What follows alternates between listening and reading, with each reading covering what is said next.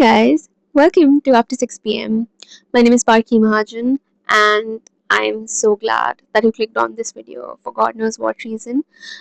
Just a little context, I am re recording this video. I had recorded this like last week, and the mic wasn't working during shooting. For today's video, I'll be touching upon 5 pointers that I personally put in deliberate effort. Almost every day, every week, these things are going on in my head, and 20s being a very weird age where all of us are sort of figuring everything out on a daily basis. I feel like this could be a little session, a little therapy session. And yeah, I don't want to sound like a typical self help podcast, but I'm pretty sure that I will. Are you ready to hear my thoughts? Okay. I also have a notebook that I'll be peeking into a lot. I swear, I don't use ChatGPT for my videos. The first thing that I'm going to talk about is comparison.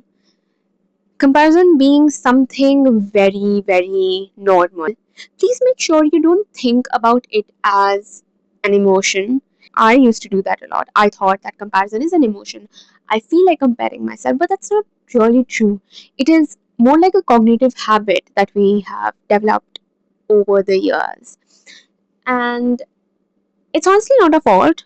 And like Louis Hay has rightly said it in her book, You Can Heal Your Life, that we're all victims of victims. And comparison is something that is so heavily imprinted in our DNAs that we just do it.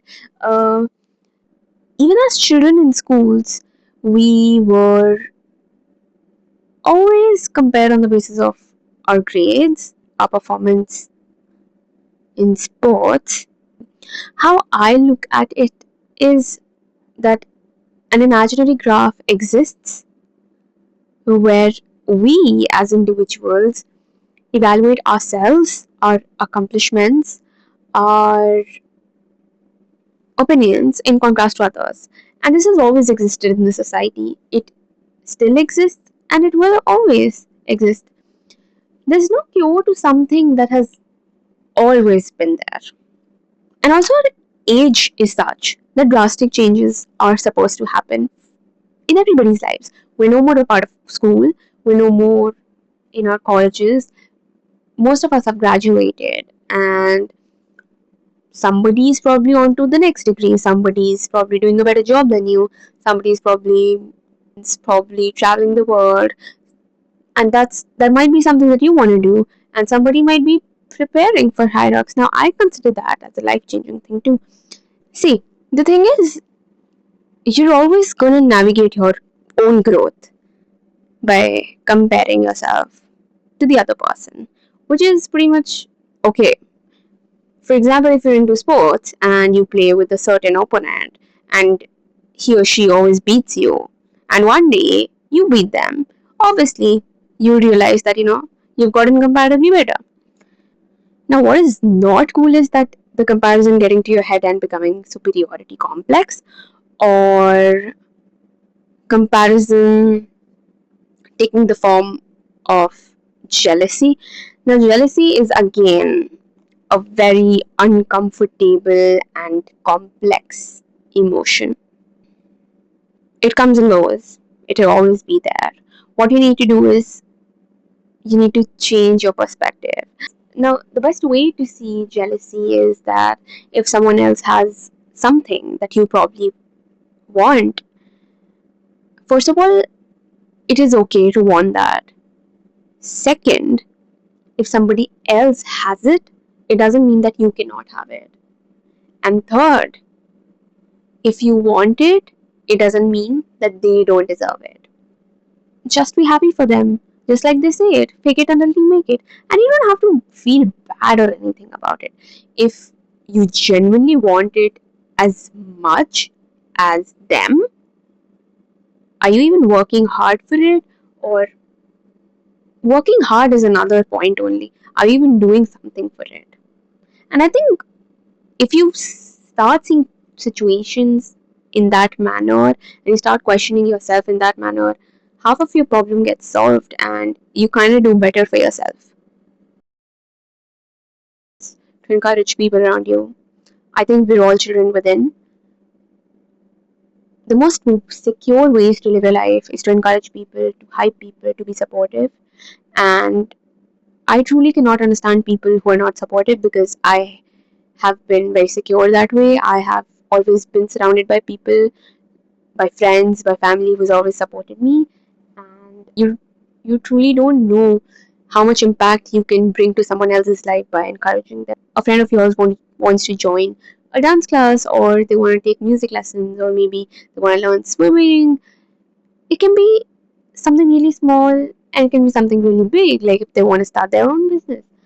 Always encourage them because while you have that conversation, you don't realize what's in there for you. The more supportive you are of other people, the more supportive you become of yourself. And I think encouraging others also helps their self esteem. Why I started this channel was because I was encouraging somebody else to do something that they love.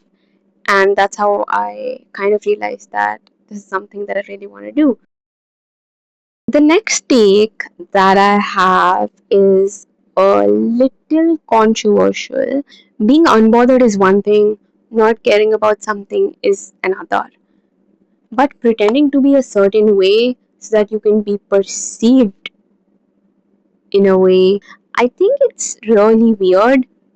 And this whole normalization of not calling people, not checking up on people, not replying people, it is so weird. I think that it's time for us to go back to being humans with real connections.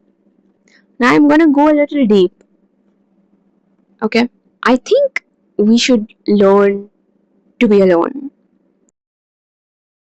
And yeah, I understand that man is a social animal. If you're at your place and say you don't have a human interaction for like a day or two, would you be okay being by yourself? And what I mean by being okay by yourself is that you're not overthinking, you're not obsessing over something, or you're not basically going mad. It can only happen if you have a good relation with yourself, if you know yourself that much.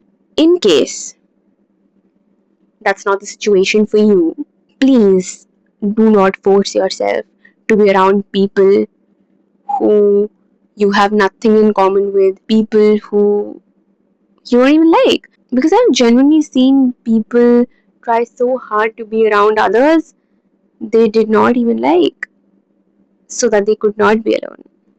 And I think the best way to be alone is to learn more about yourself, to pursue a hobby, read, probably start shopping alone, go to the mall alone, and go have brunch by yourself. These things kind of really help. If you cannot be alone, I think we have a little problem there, and life does kick you really hard to teach you that. My last point is self explanatory. I have no explanation for that. Get up and leave.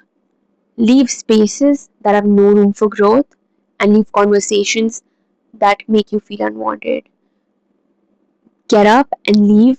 You don't even have to look back. You don't owe anyone explanation. That's the best thing that you can do yourself. And it is not the easy way out. It takes a lot of courage to do that. And don't let anyone else tell you otherwise. And now, the moment you've been waiting for. It's time to wrap the damn video slash podcast. If you stay till the very end, thank you so much. I feel like 20s are such a weird age to be in, and I just wanted to speak about these things. And if you agreed with me, I would love to know your thoughts, and I'll see you in the next video.